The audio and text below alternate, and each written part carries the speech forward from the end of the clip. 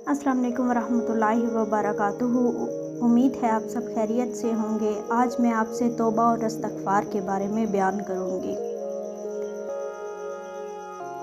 इमामुल हसन बसरी रहमतुल्लाह अलैह फरमाते हैं, इस्तिग़फ़ार में इज़ाफ़ा करो क्योंकि तुम नहीं जानते कि रहमत कब नाज़िल होगी।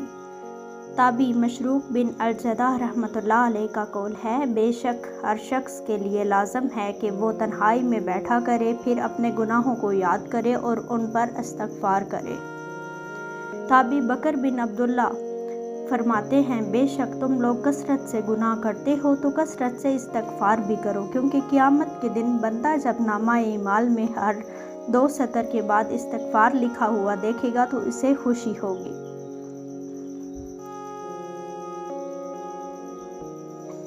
इमाम मालिक बिन दीनार रहमतुल्लाह अलैह फरमाते हैं, खता पर गिरिया करना गुनाहों को यूँ मिटाता है जैसे हवा खुश्क पत्तों को उड़ा देती है।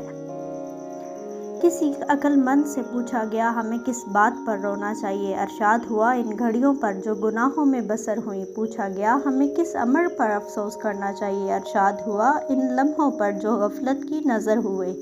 तो इससे मालूम हुआ कि हमें इस्तिग़फ़ार जो है वो बहुत ज़्यादा करते रहना चाहिए, ताकि हम जो गुनाह करते हैं वो जो है वो धुल जाएं, हमारे गुनाह मिटा दिए जाएं।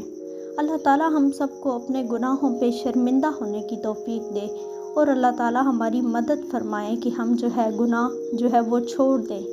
अल्लाह ताला हम सबको सीधे रास्ते पे चलने की तौफ़ीक दे। इसलिए आप तौबा और इस्तिग़फ़ार जो है वो ज़रूर किया करें।